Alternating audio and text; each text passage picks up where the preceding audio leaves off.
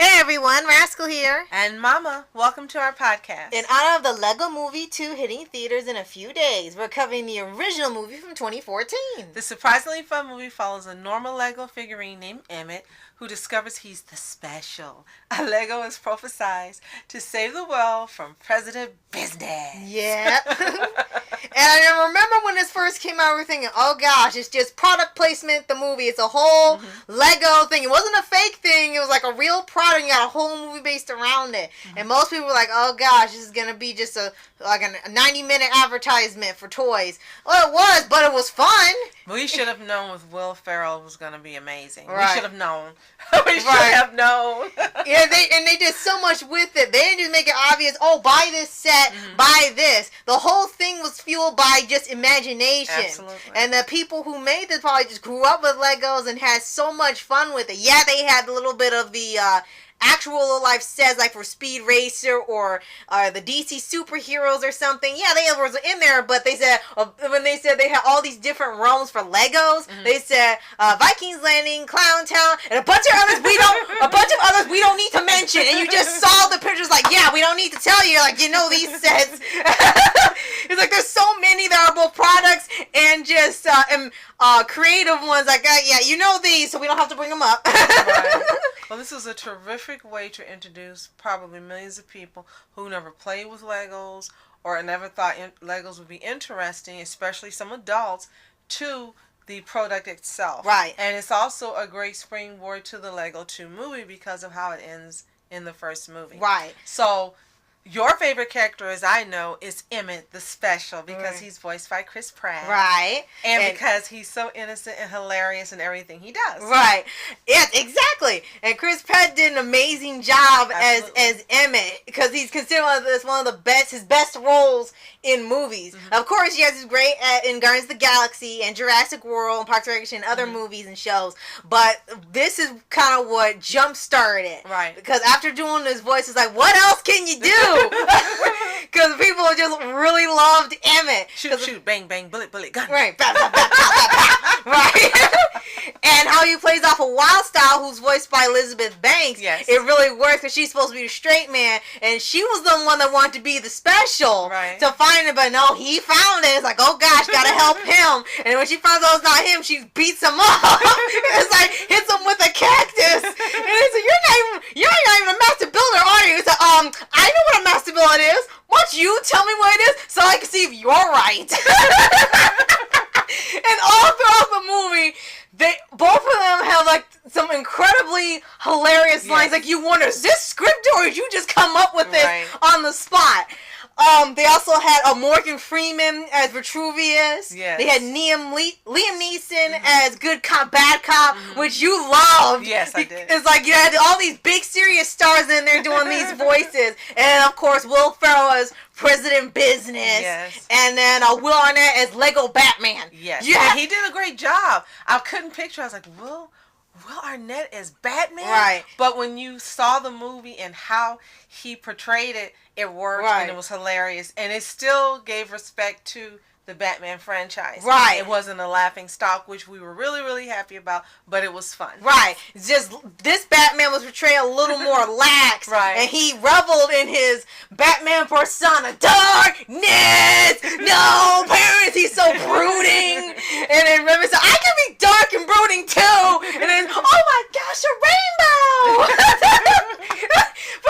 but the entire movie was just like, oh my gosh, from beginning to end. Exactly. You love from the time it started, and you hear Morgan Freeman, you're like, oh gosh, how'd you get him? And then to the end where you see the cliffhanger for what's going to be for the sequel, it's just a blast from beginning to end. And they took the story of like, there's only one special person, and it turned into the everyone is special. But it wasn't like sappy or hitting you over the head like, yeah, we get everyone special. It really meant that anyone could have gotten the piece of resistance and help save the world. It's just that Emmet did it in his own way.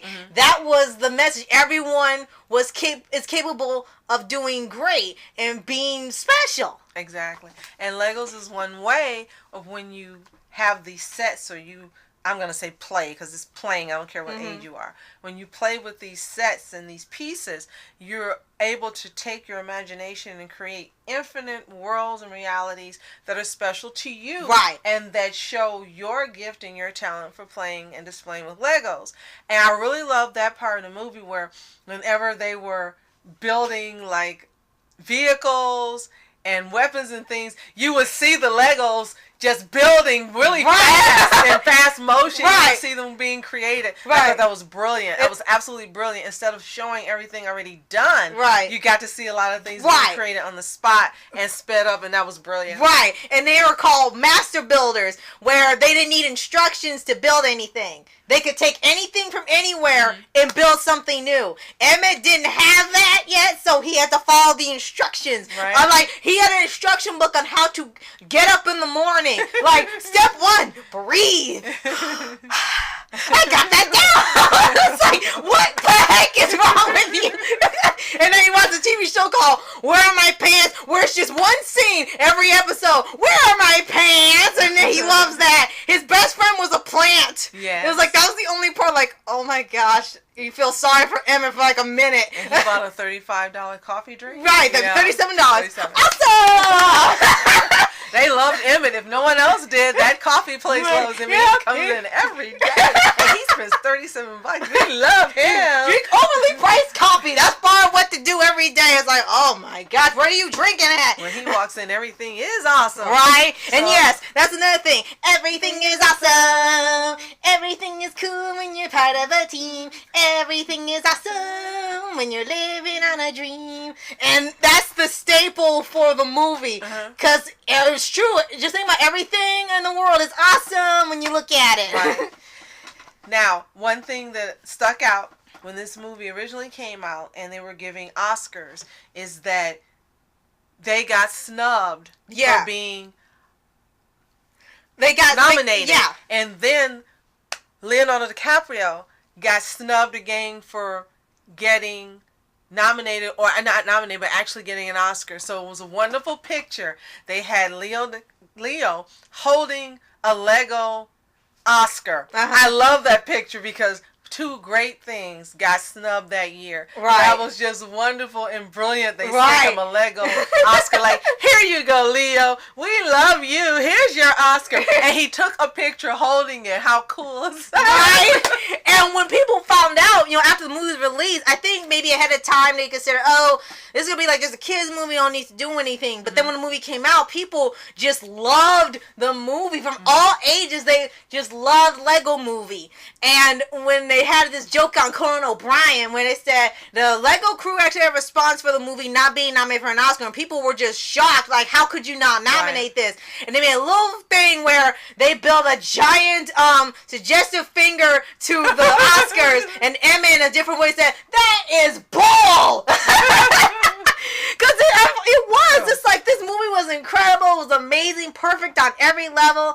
And when you find out what this world really is near the end with this kid, it's just even better than it was before, because it's literally two different universes, or with the live action with the kid and then the Lego universe, and it was still its own universe because he was moving around in the human world. And it was just, everything was incredible about it from beginning to end. But I think it's okay because they've been vindicated, because there's a Lego 2 and is well received. It's even got great ratings on Rotten Tomatoes.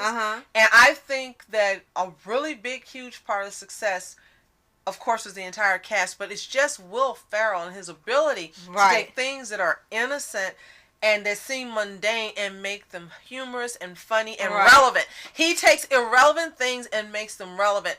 And he does it every single time with a lot of these live action movies. And he brought that same gift to Lego Movie. I'm sorry. I know President Business was supposed to be the villain, but I liked President Business. And he was still, there was always this running joke, when Will Ferrell does the roles, he mispronounced easy words. And this one was no exception. Like they had all these different relics from like stuff that people dropped. And he would keep them there, and he said, look, this is the cloak of Band-Aid, which was just a Band-Aid. And then but you didn't know these things when you were watching it. And then later on you were like, and he kept looking for the Craggle. Yeah, yeah, he and had then the you saw Crackle. it, and it was glue, crackle glue. You're Crazy like, glue. Are you kidding me? Yeah, Crackle was just crazy glue with the letter missing. And That's the way it's actually spelled. It's a very old glue. Oh, okay. And then also for nail polish remover, and she said, "Bring me the fleecy scepter of Q-tip and the polish remover, Nail." And she used that all the Legos. I was like, "What?" He said, "What word is that?" And then you look at it's like Nail Q-tip. It's like, oh my gosh. But yeah, and the way they built the world as well was also fantastic. Everything had its own realm. Yes. And master builders were like these little rebels against President Business.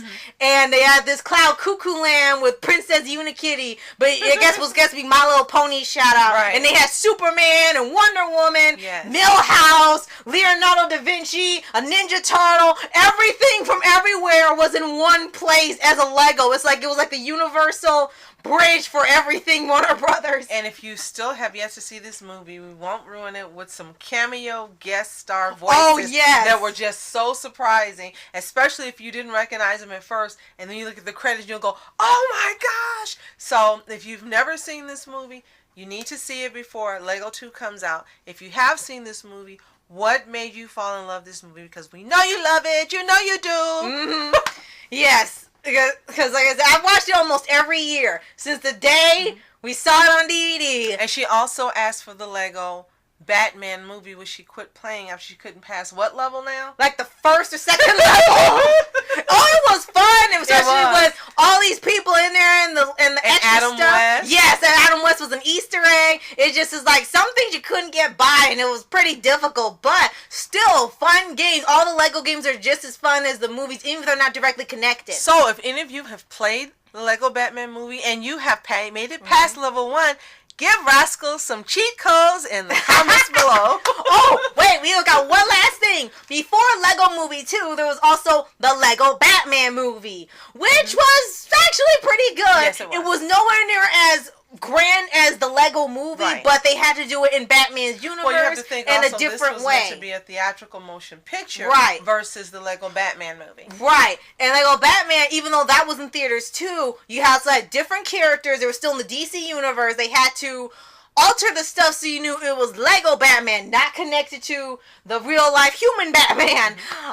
And you know, in that one, you know, he was kind of egotistical. I am Batman. I can do everything. I work alone. And that was part of the funny part. And it took place before Lego movie, so it was like a little prequel to see how he met up with Wild Style and how he joined them in the Lego movie and how he became less of a jerk. I understand. But you can also tell that the second movie was meant to be grander. Right. It was not meant, the Lego Batman movie was not meant to be the type of movie that the Lego movie was. Right. So that's what I mean by you can tell it was meant to be a grand theatrical movie. Right. Unlike Lego Batman. There were two different purposes and two different formats for these movies on purpose. And he said one was introduction and the other was like, just let it all go. Just let them all see how fun this is, and let's have all these characters that we didn't have ever in any other movie, this many characters in any other Lego movie. Right.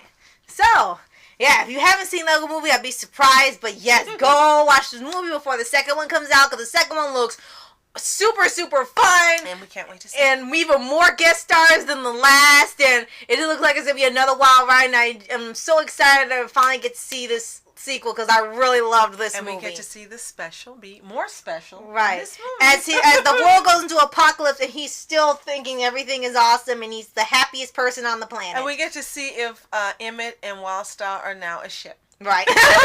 So, thank you for watching, everybody. I'm Rascal Entertainments. I'm Mama Entertainments. Have a toontastic day. Peace. And reporters sitting flashing lights, trying to walk around, man, who the hell are you? What you wanna do? Well, man, it's on you. Man, it's on you. With her in my dreams, she was my queen. A castle in the mountaintops, rivers and streams. Plucking sunlight from the sky in my pocket. Give it to you later on in the form of a locket.